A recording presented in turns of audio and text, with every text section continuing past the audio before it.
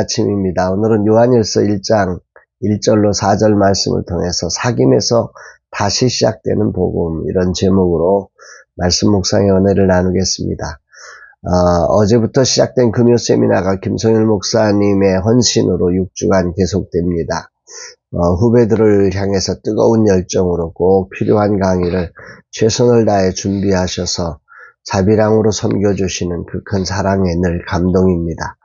늘 저를 돌아보게 하시는 목사님이십니다. 열정과 겸손과 사랑, 그리고 오랜 시간 신학대학에서 가르치신 디테일까지 갖추신 목사님의 강의는 그 자체로 저에게 도전과 감동과 감사로 고백됩니다. 이런 분들이 계셔서 라마나의 선교회는 여기까지 올 수 있었음을 고백합니다. 10월은 우리의 대표 되시는 주님을 향한 신뢰로 저를 훈련하는 시간이었습니다. 감사하게도 오직 주님을 신뢰함으로 한 달을 넘어올 수 있다는 것, 참 고마웠습니다. 어제 기도의 시간, 이런 하나님을 온전히 신뢰할 수 있음에 아내와 함께 감사를 하나님께 올려드리면서 저의 후반전이 오직 주님만 의지한 그런 삶과 사역이 되기를 다시 한번 기도하게 되었습니다. 오늘부터 세 번째 요한일서 말씀을 묵상을 합니다. 주님께서 이 요한일서 묵상을 통해서 말씀에 이 종이 온전히 녹아지는 그런 정말 말씀이 저의 삶을 이렇게 혁명시켜서 주님을 온전히 따르고 주님 안에 충만해지는 시간들로 변화되어지기를 소망하게 됩니다. 요한일서는 사도 요한이 도미티아누스 황제의 그 시기였던 핍박의 시기죠. 이제 그 핍박의 시기 그 만렵, 그러니까 도미티아누스 황제 통치의 마지막 부분에서 이제 그 반모섬에 쫓겨가지요. 그런데 바로 그 직전에 쓴 성경이 바로 요한일서로 알려져 있습니다. 도미티아누스 황제로부터 시작된 한 200여 년의 그 핍박 시대가 되어지는데, 그 당시의 교회는 이 사회적 박해, 또 내부적 분열, 이런 것들이 겹쳐서 아주 혼란스러운 시기였을 것으로 추측이 되어집니다. 이런 시기의 요한의 편지가 그 흔들리는 교회들에게 아주 소중한 지침이 되었을 것은 너무도 자명한 일이라 생각됩니다. 어쨌든 이렇게 조명해보면 예수님 부활 승천 후에 예루살렘으로부터 시작되어서 이 복음이 이제 소아시아 전역으로 사도 바울을 통해서 전파된 이래 이제 약 5, 60년이 지난 것입니다. 90년이 되었다는 것은 30년 이후에 이제 5, 60년이 지나서 사도 요한을 빼놓고는 12사도들이 다 세상을 떠난 시간입니다. 하나님 나라를 전파하는데 영웅적인 발자취를 남겼던 1세대 그리스도인들이 거의 다 역사의 무대에서 사라지고 이제 2, 3세대의 크리스천들이 교회의 주류를 형성하고 있는 시간이라는 거죠. 1세대 그리스도인들의 특징은 뜨거운 피가 끓어오르는 그 진리를 발견하고 그 진리이신 예수를 만나고 그 감동 같은 이런 것들이 이제 1세대가 지나면서 좀 식어지는, 요한은 그런 식어진 시대의 교회 안에 들어오는 세상의 유혹과 핍박을 보면서 세상이라는 단어를 요한일서에서 이렇게 독특하게 사용하지요. 요한일서 2장 15절에 이 세상이나 세상에 있는 것들을 사랑하지 말라. 누구든지 세상을 사랑하면 아버지의 사랑이 그 안에 있지 아니하니. 그 세상이라는 말을 아주 강력하게 표현한 거죠. 세상을 사랑하는 자는 아버지의 사랑이 그곳에 있지 않다. 이 유혹과 핍박의 시대에 요한은 정말 이 복음 안에 있는 삶과 세상을 대척점에 놓고, 왜냐하면 분열의 시대고 핍박의 시대니까 이 세상에 끌려가면 안 되니까 이런 아주 극단적인 언어로 이 복음을 제시하고 있는 것입니다. 복음의 열기가 식고 세상의 핍박이 함께 다가오는, 그래서 그 유혹과 그 핍박이 크리스천들마저도 이제는 신앙의 삶을, 그 주님을 따르는 거룩한 삶을 짐으로 인식하기 시작하는 그때에 그러다 보니까 이제 복음을 가지고 세상을 맞설 힘을 교회가 잃어버린 것입니다. 신앙생활의 활기와 활력을 상실하게 된 거지요. 이들을 향해서 요한은 지금 편지를 쓰면서 1절에서 이렇게 시작을 합니다. 태초부터 있던 생명의 말씀에 관하여는 우리가 들은 바요, 눈으로 본 바요, 자세히 보고 우리의 손으로 만진 바라. 1절을 가만히 분석을 해보면 생명의 말씀이라고 하는 단어가 핵심 단어고 이것을 수식하는 4가지 단어가 사용되었습니다. 하나는 태초부터 있던 것이다. 또 우리가 들었던 것이다. 우리가 눈으로 보았던 것이다. 우리가 자세히 보고 손으로 만진 것이다. 생명의 말씀은 태초부터 있던 것이고 우리가 들었던 것, 또 보았던 것, 만졌던 것, 한마디로 진짜다. 이 복음은 실제다. 이런 얘기를 한 것입니다.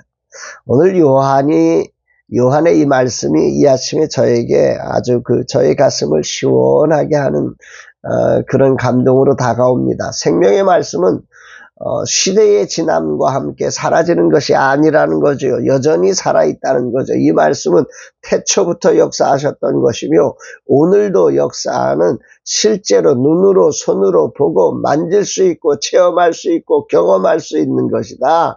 이렇게 말씀하고 있는 것입니다. 그러면서 이 생명의 말씀이 구체적으로 무엇인지를 2절에 이렇게 설명하죠. 이 생명이 나타나신 바 된지라 이 영원한 생명을 우리가 보았고 증언하여 너희에게 전하노니 이는 아버지와 함께 계시다가 우리에게 나타나신 바 된 이신이라. 다시 말하면 이 생명은 곧 예수 그리스도라. 이렇게 표현을 하면서 이 생명의 말씀을 표현하는 단어로 이 예수 그리스도를 만난 자의 구체적인 삶을 3단어로 표현하고 있습니다. 보았고 증언하고 전하노니 이렇게 표현하고 있죠. 생명이신 주님은 구체적인 동사로 이 생명이신 주님을 만난 사람들에게는 3가지 현상이 일어난다. 그 생명의 말씀이 받아졌을 때는 그것은 명사로 내 삶에 남아있지 않고 동사로 표현된다. 이렇게 볼 수도 있는 거죠. 그분을 경험하게 되고 또 어떤 핍박, 어떤 상황에서 그분을 증언하게 되고 또 다른 사람에게 그 복된 소식을 전하게 된다는 것입니다. 여기 증언하고 전하노니라고 하는 단어는 비슷해 보이지만 분명히 다른 단어입니다. 헬라어로 증언한다는 것은 마르티레오라고 하는 단어인데 이것은 어떤 상황에서도 순교적인 마음으로 예수 만났음을 부인할 수 없고 나는 예수를 만났어요. 나는 예수를 믿습니다. 라고 하는 것을 증언하게 돼 있다는 거죠. 세상의 유혹 앞에 빠지지 않고 세상의 핍박 앞에 흔들리지 않고 당당히 나의 왕은 예수님이다. 이것을 증언하게 한다는 것입니다. 또한 전하노니라고 하는 단어는 아팡겔로라고 하는 것인데 이것은 타인에게 기쁜 소식을 알리는 행위를 말하는 것입니다. 그러니까 초대교회는 복음이신 예수 그리스도를 경험했고 그분을 만난 것을 어떤 상황에서도 핍박 속에서도 증언했으며 더 나아가 타인에게 기쁜 소식을 알려는 선교적 삶으로 나아갔다는 것입니다. 그런데 복음이 2세대로 넘어오면서 교회가 이런 선교적 삶을 잃어버렸다라는 거죠.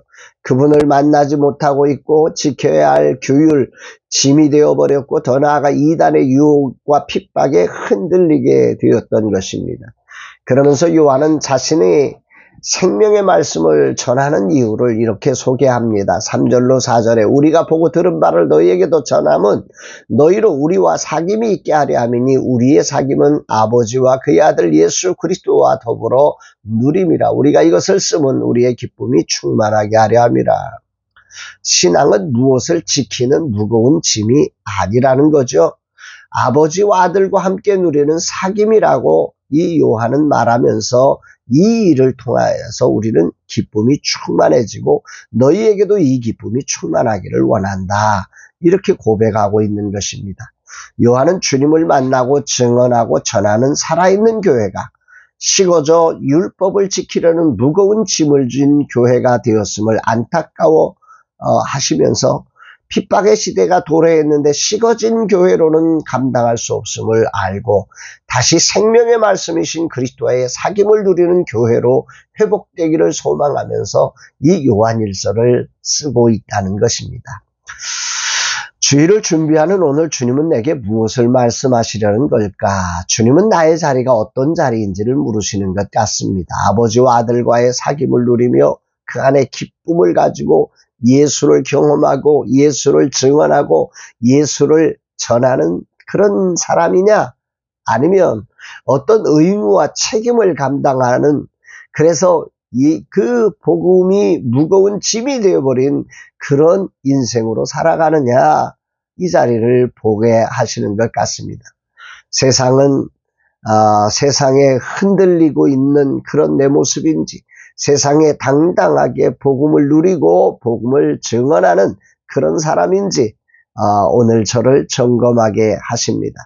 신앙생활은 아버지와 아들이신 그리스도와 함께 사귐을 누리는 자리여야 합니다. 그분을 경험하고 그분을 증언하고 그분을 전하는 삶으로 이어지게 하는 생명을 누리고 기쁨이 충만해지는 생활, 이것이 진정한 신앙생활의 핵심적 자리입니다. 복음은 먼저 우리의 기쁨을 충만하게 해야 합니다. 교회가 다시 생명의 말씀이신 그리스도를 통해 그분을 만나고 그분과 사귐을 통해 기쁨이 충만해져야 한다는 거지요. 그때 세상의 어떤 환경에서도 그리스도가 나의 왕이시며 구원자이심을 증언하고 전할 수 있게 되는 것입니다. 말씀을 통해 그분을 만나 사귐을 누리는 기쁨이 무엇보다 중요한 시점임을 깨닫게 됩니다. 오늘 주일을 앞두고 복음을 증언하는 사람으로서 서는 저에게 하나님은 이 말씀을 저에게 들려주십니다. 그리고 제 마음속에 요한처럼 오늘도 이런 복음이 다시 써야 할 지점임을 깨달으면서 나의 후반전이 정말 복음을 다시 전할 수 있는 시간이 되기를 간절히 소망합니다. 요한처럼 우리 세대가 복음을 다시 써내려가는 증언자가 되게 하옵소서 고백합니다. 주님, 이 종에게 요한에게 주셨던 그 뜨거운 심장을 허락하소서. 이제 전반기 사역을 마치고 후반기 사역을 준비합니다. 이 종을 뜨거운 심장으로 주님과의 깊은 사귐의 기쁨을 충만하게 하셔서 이 기쁨을 가지고 증언하고 이 기쁨을 전하는 그런 종이 되게 하옵소서 고백합니다. 사랑하는 여러분, 오늘 여러분의 신앙은 어떠십니까? 여러분에게도 이런 기쁨이 충만한 복음의 회복이 있고 복음의 증언자가 되는 거룩한 날 되시기를 주의 이름으로 축복합니다. 사랑합니다, 여러분.